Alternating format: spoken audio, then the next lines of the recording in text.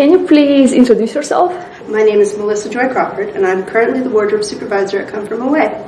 How did you become involved with theater?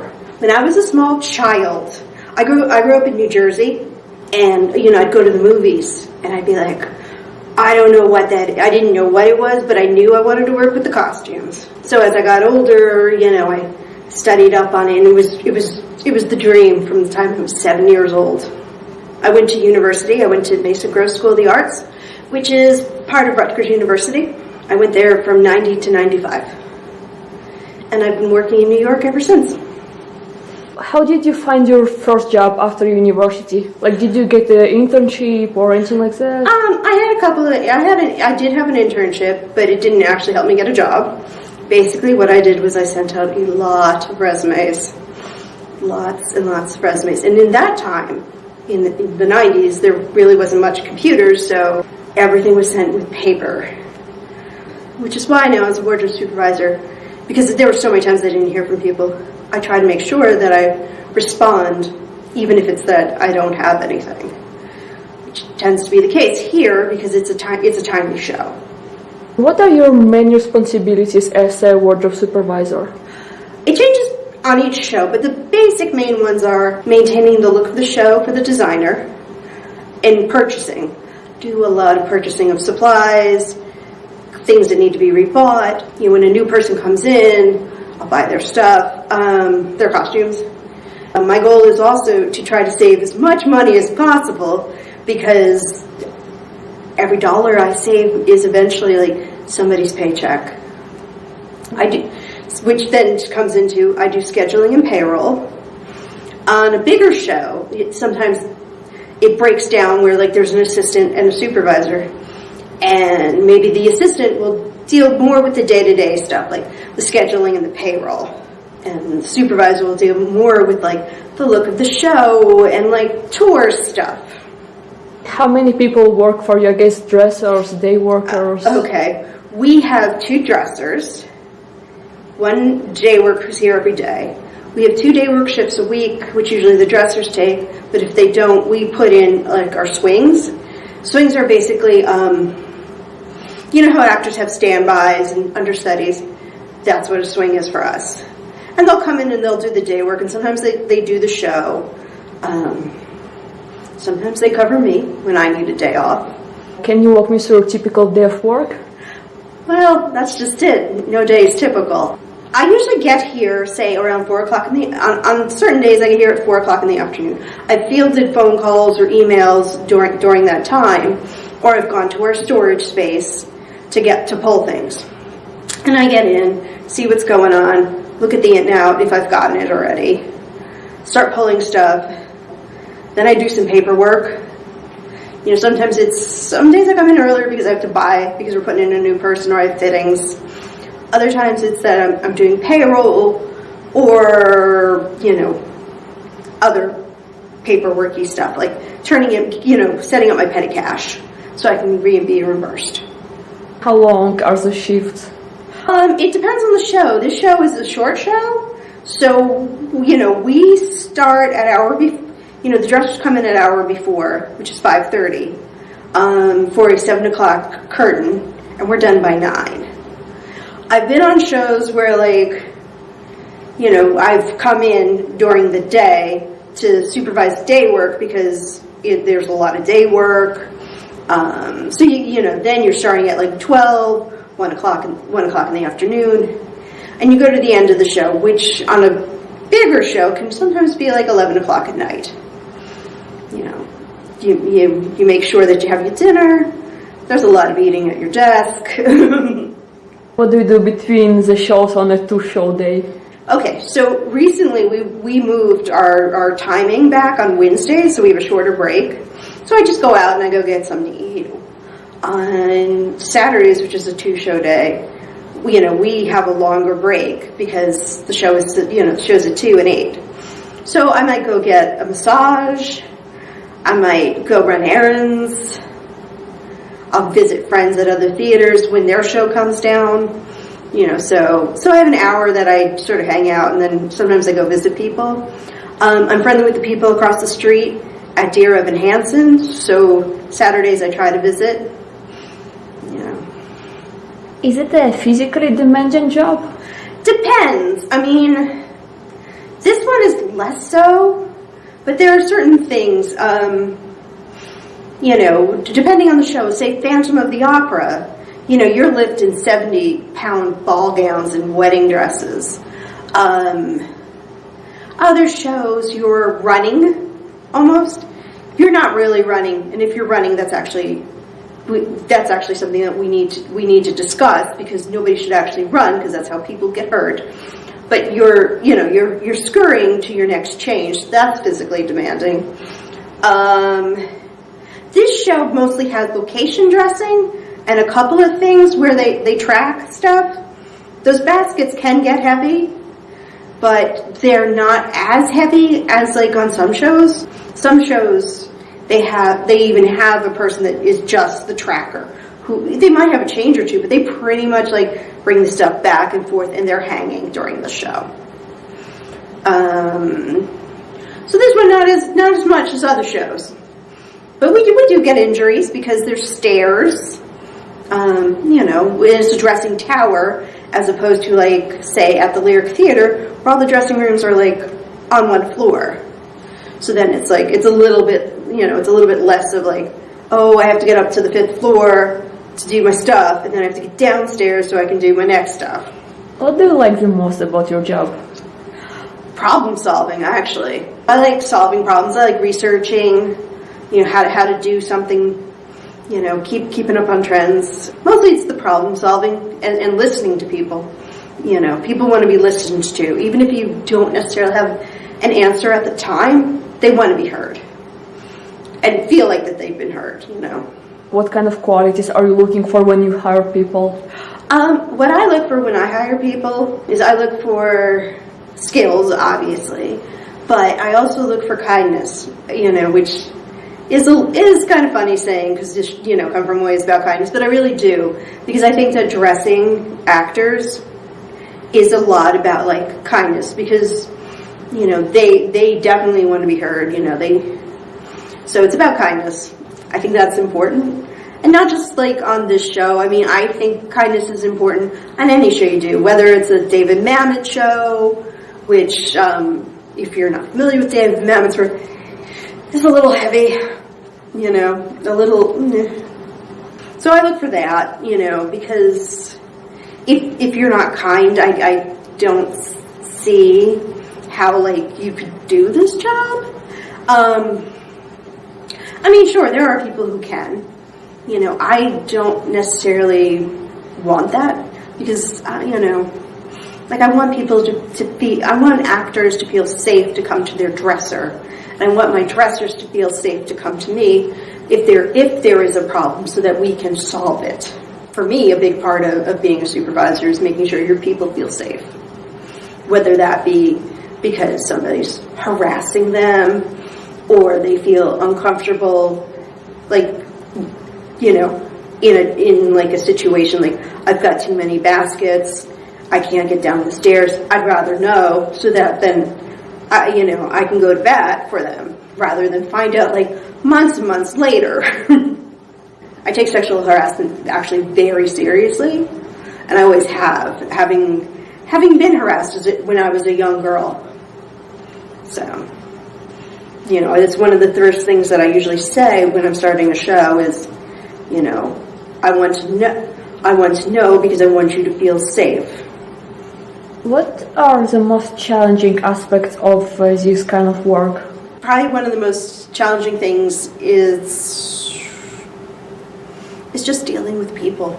It's one of those, like, there are people who, like, they're having a bad day, and so, like, not here because people are great, but, there have been shows where people are having a bad day and they take it out on their dresser, or negotiating between departments.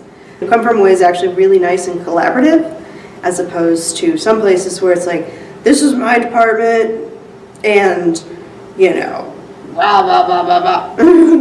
People are like, okay, what can we do to help? without violating union rules, of course. Did you start out as a dresser? I did. I started out as a dresser. My first job was at the Gilbert and Sullivan Players. My first paid job, I should say. I mean, I'd done a little bit here and there that I got paid for, but my first real one was the Gilbert and Sullivan Players around Christmas time. So that is, how long ago? 24 years? 24 years ago? So, yeah, I've always worked in New York. Done a little bit in New Jersey, but I've always worked in New York. Some people, to make their bones, they do tour, and they go around the country. Having grown up in New Jersey, it was just, theater's there, so, yeah. For the most part, I've had some great experiences. Of course, everybody has some terrible shows, but for the most part, I've been extremely lucky. I've been there when people find out that they're pregnant, which is always exciting, or like when they're planning to do something cool. So that's nice. Or I've even watched as like their star starts to go, and that's amazing. So, yeah. How did you get your first job on Broadway? My first job on Broadway. Okay, so I was working downtown, and there was a woman who was working at a theater. I didn't realize she was just filling in for the supervisor, but somebody told me that she was there, and I was like, well, she used to hit on my boyfriend, so the least she can do is give me a job. So my resume wound up on the desk, and this other woman had wound up being a swing supervisor. And the supervisor saw it, and she called me in, and that's how I started doing it.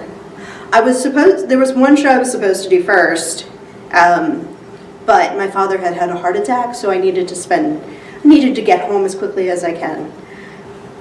So then I swung there, but my first real show was 1776, the revival.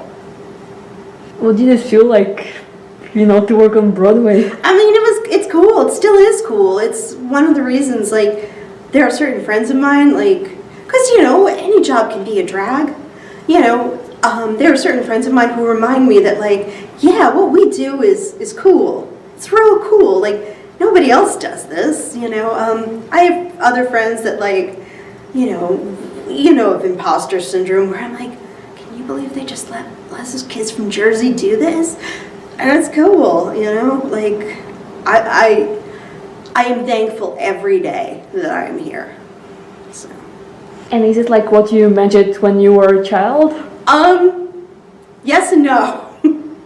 It exceeds my expectations, but I honestly thought that the rooms would be prettier. 9 times out of 10 on Broadway, the basements look a bit like your church basement. They're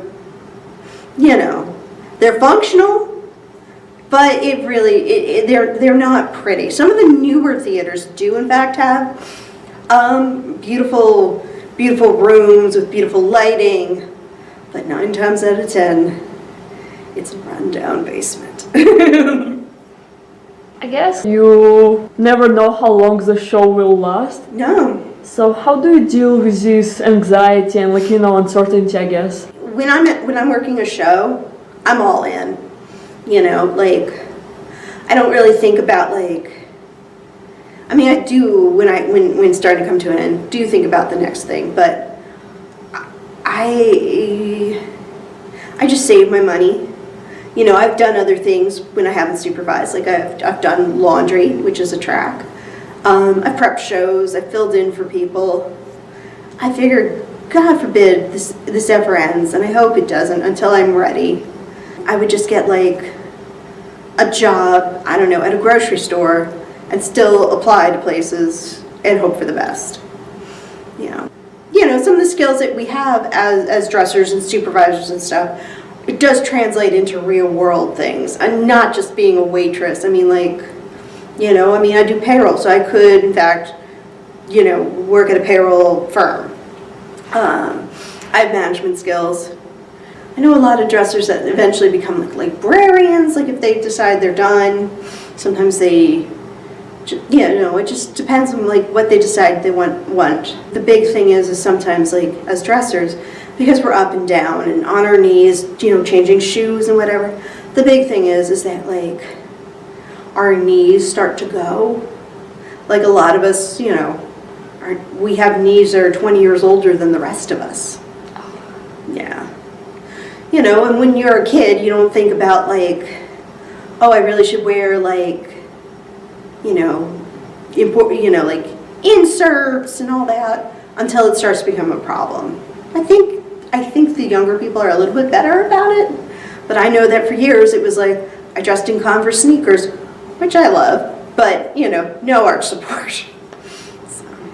Does it mean that there are like age restrictions that people can't do this job after a certain age? No, there's no age restriction. I mean, if you can do the job, you can do the job. It's just hard, I guess. It just becomes harder. Usually it's people know when it's time for them to retire. I mean, there are people who are like 70 still dressing people. And good on them, Some people decide that they're done at 50. It's just, when do you decide? There's a wardrobe supervisor, Alice Gilbert. She's the wardrobe supervisor for Wicked, and she's in her 70s and still doing it. Like, wow.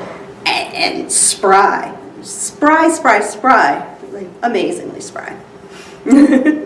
What is usually the background of people who come to your department? It's all sorts. I mean, like,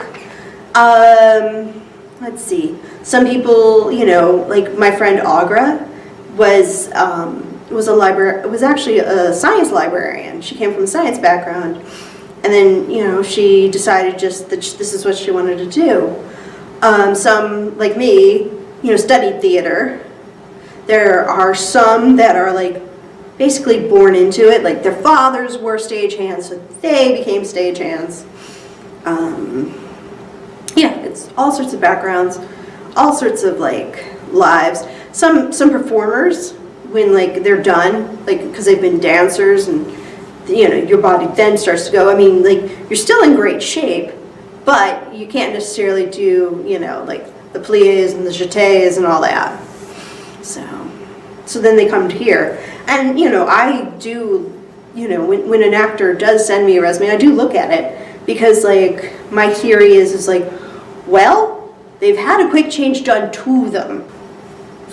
We'll see. Well, it's usually on a bigger show. It's more that you can be like, okay, yeah, worst that happens is you're not good, and we tell you, nicely, of course, that you need to get some more experience. But to me, trying is a huge part of it. Tell me more about quick changes. I was always curious about quick changes. It's like magic. How do you do this? It is kind of like magic. All right. So for those of you who don't know what a quick change is, when like an actor goes out on one outfit and they come back in another, and you're like, wow, how'd that happen? That was like 30 seconds. Okay, what it is it's a team of dressers, and usually a hair person. There'll be like zippers up the back of something, or magnets. Magnets are a huge thing right now. And like you just pull it out, open, or unzip it, they step out, and then they go into like, say it's a dress, they go into a dress that's puddled on the floor with their shoes. Sometimes, depending on how they want to do it, but they step into the dress, somebody's in the front pulling it up, somebody's in the back zipping it up. You're getting the shoes changed if there's a shoe change. Hair might be doing a hair change or putting a hat on somebody. And that's a basic one. I've done quick changes. I remember this from when I was supervising Paramore.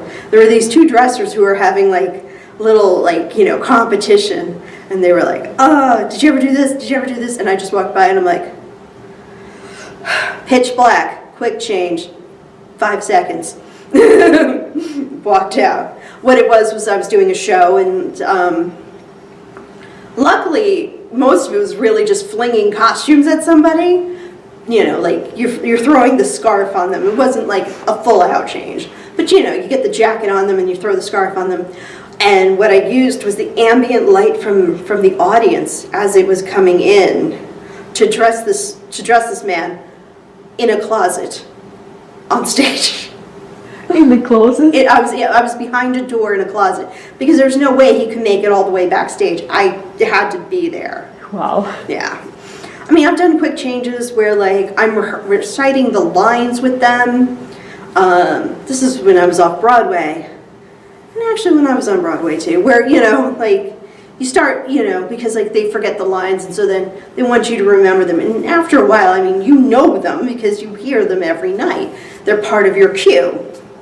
And so I would be in this change with this one woman, and I'd be like singing the song with her, and I do not sing, but you know, it's enough to, you know, like she got on stage, she didn't fumble her words, okay. I also did this on the Pee Wee Herman show. That was the first show I supervised with Lynn Stewart, who I love. But we would, you know, part of me dressing her was also like I'd come up and we'd be doing the lines and hanging out, and yeah, Miss Yvonne, amazing. Wow. I've had a good career. What were the most like memorable experiences in a good or bad way? I try to focus on the positive. I mean, let's see. When during the Pee Wee Herman show, the first time Lynn went out, and you know she's older, you know, and she's the most beautiful woman in Puppetland, and everyone cheered. Amazing. This isn't necessarily involved in like dressing, but like, you know, I was the assistant supervisor on Motown, and the opening party, I got to see the Temptations. How cool is that? And there's stuff here that's really cool. You know, I've been doing this for years, and I'd never been to the Tonys, and so it was the first time I actually got to work at the Tonys, and that was amazing. Like, finally, you know, it was sort of like a, you know, there's people younger than I am, and they've done it like 5 times. How can I be 40? At the time I was 45. 45? 44. I was 44. I'm like, how can this be? But yeah. What was it like to be there? It was cool, you know. I mean, like, it's super fast. You know, you go to the big thing is like, honestly, the rehearsal the morning of the Tonys is much more fun because, like, everybody's there, you know, and you're hanging out, and you're, you know, even if you can't, like, get over there, like, everybody's waving, and they're texting, like, hey, I see you, you know, and so it's cool. The Tonys themselves, you get bussed over, and you have a couple of, you know, it's slotted, so you have some time. They do their number, and then you leave, you know, because there isn't that much room, you know, there's nowhere really for people to go. But it was neat to finally do it. Speaking of rehearsals, can you tell me a bit on dress rehearsals and costume tech? What is it like? What's the difference between these two? All right, we basically, the minute I consider it, once they start wearing costumes in the rehearsal, it's kind of a dress rehearsal. Like, we come in, you know, they've set up the stage, and we come in and we start finding places to do our quick changes. Let's see. So one of the things that we do is we've read the script, you know, and we've marked out where, like, changes are going to happen. Like, even if it's, like, super rough, you know, like, I do that months before I start a project, where, like, not months, but I guess maybe 2 months, where I've read the script, and I've marked everywhere where it seems like, oh, this is going to be a change, this is going to be a change, this is going to be a change. We go to some rehearsals, and we see, like, the blocking, and stage management sort of keeps us in the loop of, like, they exit here, and that's when the change is happening. Okay, cool. You know, so then we start figuring out the changes, like, all right, what's going to be the fastest way?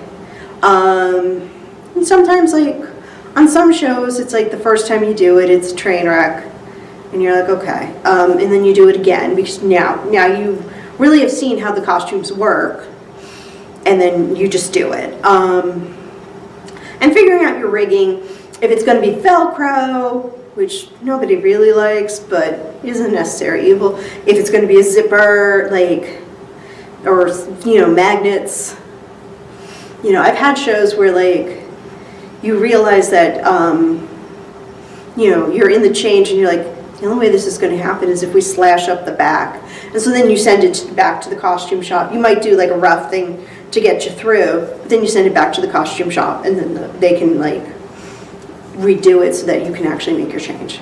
with like a placket so that it looks nice as opposed to crazy. Like, what happened there? But yeah, it's mainly figuring out like your changes, how it's going to work. Is the amount of people you have enough? Do you need more?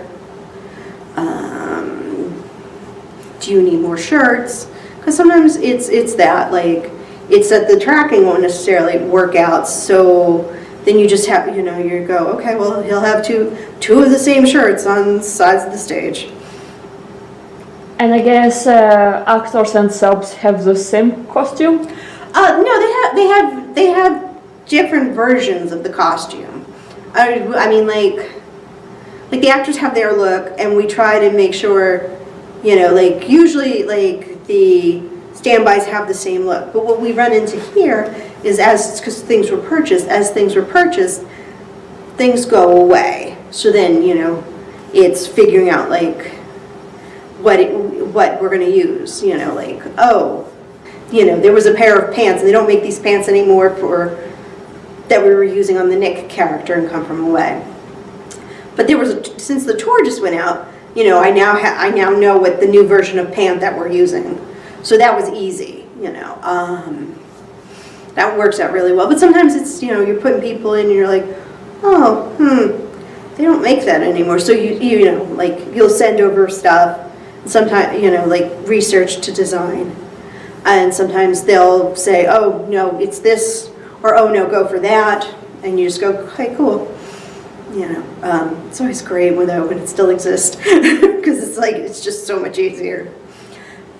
I mean, I use a lot of Poshmark, because that's Poshmark it's not eBay necessarily, and it's not Etsy. It's clothes, designer clothes, but you can find all sorts of stuff on there. So sometimes it's like, oh, I need that jacket, and then you look and you're like, okay, great, I can get this jacket, and then you have it. How fast do shoes wear out in a musical? Depends on how fast you're dancing. Also depends on if your actor will give them up. Like this one, like shoes last about a year, sometimes more. It depends. I've been on shows where they last 6 months. I've been on shows where they really only lasted 6 months, but because they're broken in the way that the dancer wants them, it's a bit of a like, no, you kind of need new shoes. Could you just start breaking them in? Please? I mean, and sometimes they last a year. It depends on like how hard they're dancing and what they like. And if they really like these broken in shoes, we try to make sure that they look as nice as possible, whether that be painting them or polishing them, sending them to shoe repair. One of the things that we do in order to facilitate a quick change with them is we use, they're kind of like swimsuit hooks. You remember them from like your bikinis and stuff. Mm-hmm. Well, we turn them this way, and then, the buckle is here, and it just goes like that. And so then, like, when it's time to change it, and it comes off. Makes sense. But it stays on their feet, so cool. Oh, that's creative. Yeah. Do you have any traditions or rituals? Or any superstitions? Let me think. Do I have any? I mean, I have totems, that I keep. Like, I have on my desk a toy that I got when my father took me to interview at Mason Gross, and we stopped and had a little meal, and I got the kids thing because that's what I wanted. I wanted the toy. So I still have that, to remember basically where it came from. You get little things along the way, like right now my company manager got me a little pony because I had asked for one. So I have like a tiny little pony on my desk. My company manager's name is Dave. I named the pony Davis. Really original. I know.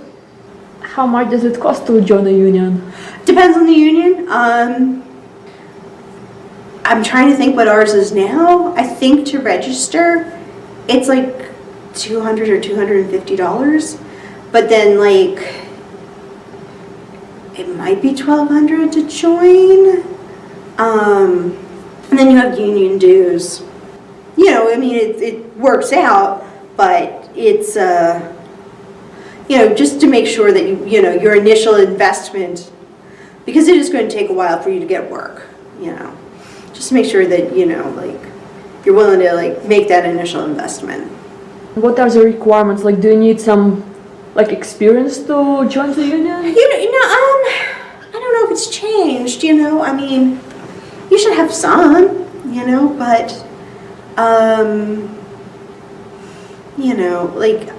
I'm not really, because usually by the time people are sending to me, they've had some experience. I know that you have to get 3 letters from union members, so there's that. So I guess you do have to have a little bit. A couple of weeks, it's now been more than a couple of weeks ago, I got a resume that was basically told me what you do as wardrobe, and I'm like, that's all well and good. I already know how to do wardrobe. What shows have you done? I don't need definitions. I need to know what you've done. And even if it's that you did, your local church pageant, which, good on you.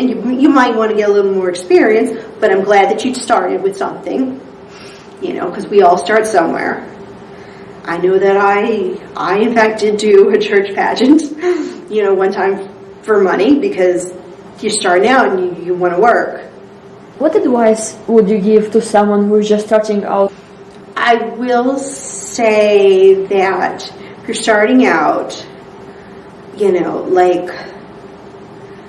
maybe have some skill besides dressing. I know for myself, on certain shows, I do look to see what other skills do you have other than dressing, because there's other stuff, and maybe I don't necessarily need you as a dresser, but I need a shoe painter. Oh, you can iron 100 shirts in 5 hours. That it's a little crazy. Then yes, I've been on shows where it was you had to iron 40 shirts in 4 hours. And then after a while, the number kept going up. So if people came in and they could do it in 4 and a half, it'd just be you know what, that's fine. I've had people that I've called and I've been can you iron a shirt? And they'd be then they say no, but I could try. And it's no, actually, as much as I'd like to give you the shot, I actually need somebody who can iron 40 shirts in 4 hours, which is a lot. And I know that, so. What kind of skills are you looking for? Can you give some more examples, please? Depends on the show, sometimes it's, if there's a show with ballet slippers, you have experience with ballet slippers. Oh, yes, please. Or, you build things and your work is beautiful. Yeah, yes, on a bigger show, there's always a call for stitchers. Always, even if you're not the main stitcher, people get brought in, and, or it's I've seen your work, I'm taking the shot, can you build this for me at your home? And people do.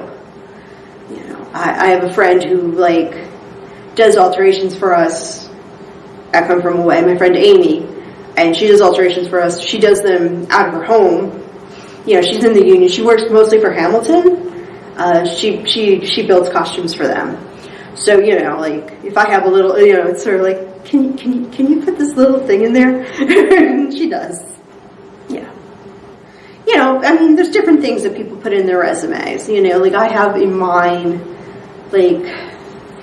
an eye for detail, that I can do what's called a boiled shirt. What it is okay, so you buy powdered starch, not the can, but powdered starch, and you boil it, and then you take, I learned this from this woman, Vicky Grecky, and you take your shirt that needs to be rolled, and you pull it as, you roll on the starch, and you pull it as tight as you can, and you press it, and you press it some more, so that it becomes almost like paper. Wow. Yeah. It's it's a tough thing, but it looks beautiful on period shows, because it's what they need. You can kind of tell the difference between like, oh, they just sprayed some starch on it, because it still was floppy, as opposed to like, oh, they did it because it's crisp, like paper. Sometimes you're looking for people who are good with beading, because there's a lot of beads, like say the Cher Show or Lion King is always looking for beaders. Let's see, where else? In Motown we had a beader every day. They repair the beadwork, which is pretty cool. And I so admire it. It's one of those like, yeah, I can do some repair on beading. I know myself well enough to know that like I would prefer not to do a 4-hour call of beading.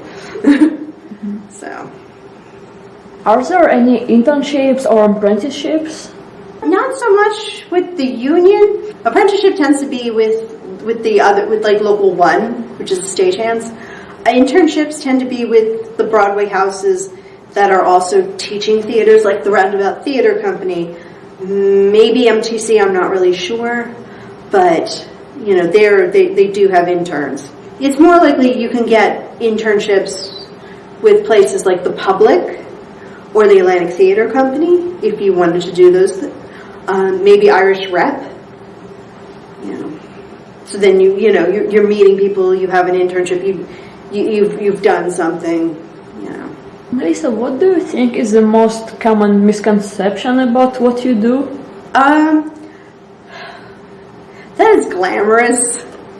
I think less so, because people do kind of know what it is now, but a lot of people, I think, especially like think that like all you do is like hobnob with celebrities and sure, but I'm also washing their underwear. Like, yeah. I remember like, working on a show and some boy being like, what are so-and-so's boobs like? I'm going to be like, they're like boobs. Like, they're just there. Like, it's a weird sort of way that we see. Like, people can be stark naked in front of us. We don't see it. The only time I've ever kind of seen it is like, and it's more like it's a weird comment. I've totally gone sideways. Is that there was an actress, and it was on one of the shows I did downtown, and she wanted to talk to me on the and so we took the subway, and she's like, I have something to tell you, and I'm like, you're pregnant, and she's like, how did you know? And I'm like, it's not that I'm staring at your breast, but I looked up one day and was like, oh, she's pregnant, because I can tell. It's one of those like, I can tell if there's a difference, but I don't necessarily, it's not like, oh, what's going on? You just can tell sometimes. So we hid that pregnancy until we could hide it no more. and then she told the producers who asked me about it, and I was like, because they're like, is she gaining weight? I'm like, I don't know. Should we talk to her? Let me! And then it was, the jig's up, you have to tell them. They think you've gained weight. But we were closing, so we came up with a couple of little outfits for her to wear to finish out the run. Good timing. Yeah. So. Do usually women work in the wardrobe or men too? There are primarily women in our union. Some shows have, different rules on how they hire. Some have it that men dress men, women dress women. Some it's whoever. I'm very much can you do the job? Here, the men want a man and the women want a woman. And that's fine. I'm like, okay, that's fine. I've been on shows where, it's kind of mixed. But then when you're trying to find swings and all you have is a bunch of women who are applying and you're not getting any men, that becomes tough, because the way I promote is like seniority.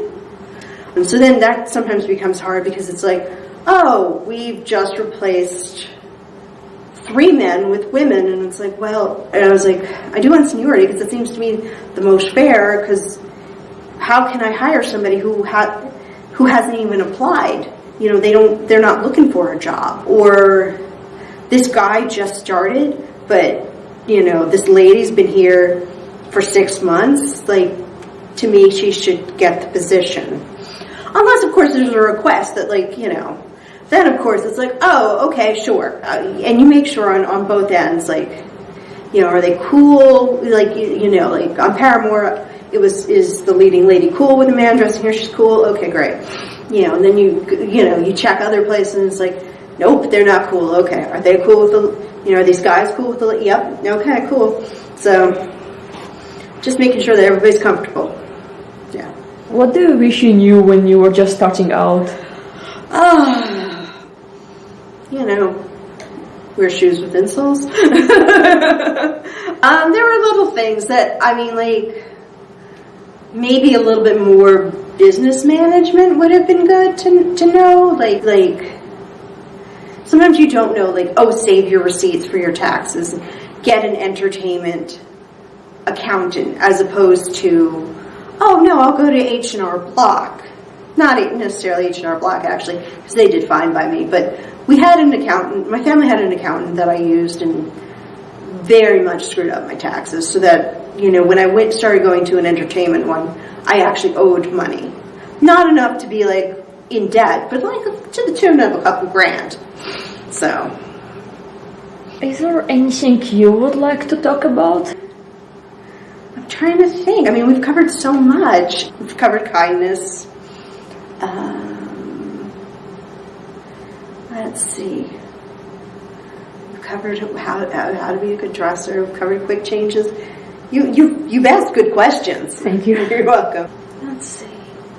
I think a big thing, to go back to the kindness, is having good communication skills is a huge part of, like, well, honestly, it's a huge part of everything, but it's a huge part of I think, working in theater, because you are talking to all sorts of people. You're talking to your stagehands, you're talking to your doormen, you're talking to company management, you're talking to your dressers, you're talking to actors, and figuring out, like, what's appropriate and what's not appropriate.